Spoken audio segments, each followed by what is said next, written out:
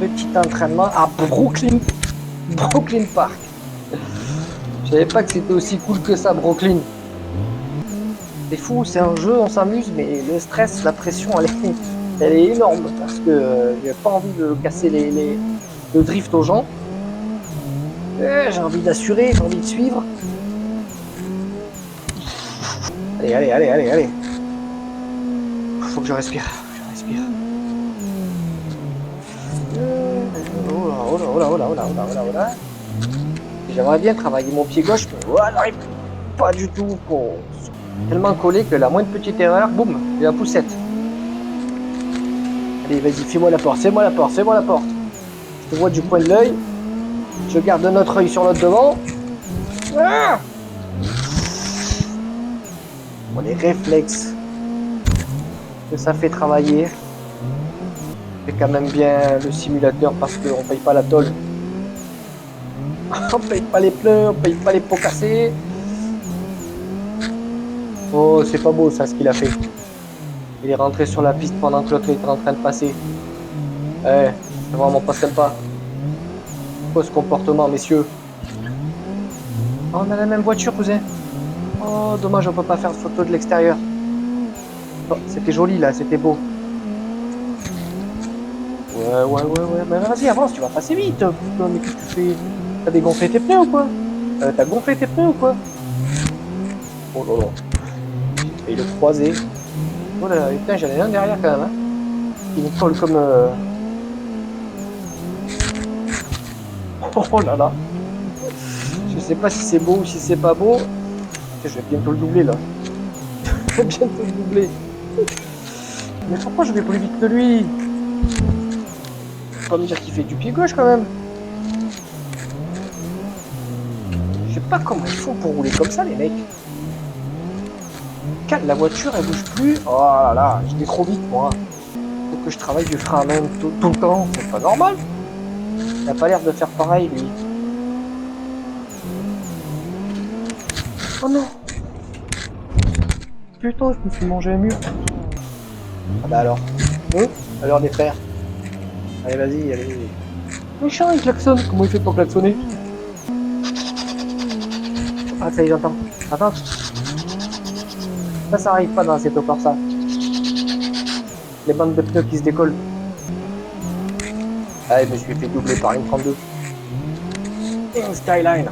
Bah oui, mais ça va, avance, une Skyline, c'est sûr, hein, tu peux passer. Hein. Oh là là là là, le pauvre, j'ai pété sa caisse. Je peux aussi avoir une Skyline. Voilà. Oh. Joli. C'est vous, j'ai une Skyline. Ah ouais, ça. Oula. Ah. Allez, on part à l'abordage. Et les gars, j'ai une Skyline. Putain. C'est ça, vas-y, fais le bouffon.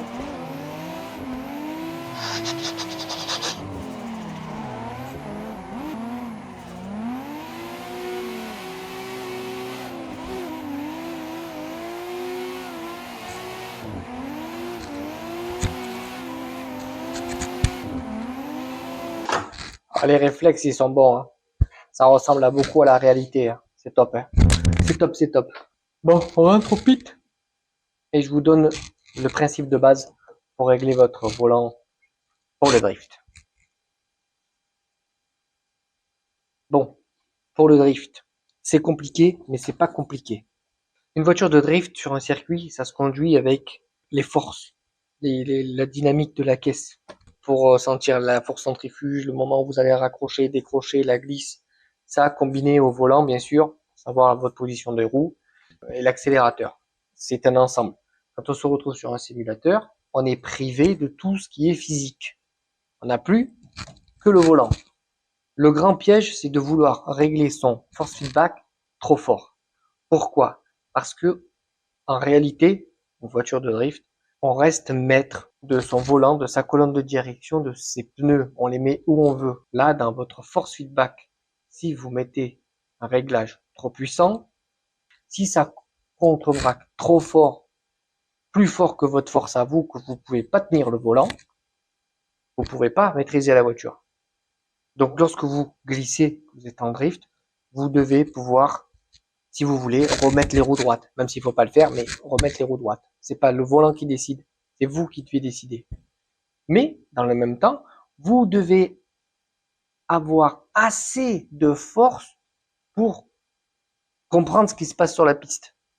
Si votre réglage est trop faible, votre voiture va partir en travers, va commencer à contrebraquer et vous allez avoir un temps de retard sur votre volant. Quand ça va commencer à contrebraquer naturellement, quand le moteur va vous donner l'information, il sera trop tard. La physique, elle aura pris de l'avance sur vous. Donc, il faut régler son volant de façon assez forte pour qu'il n'y ait pas de décalage ou le moins possible entre la physique et votre volant.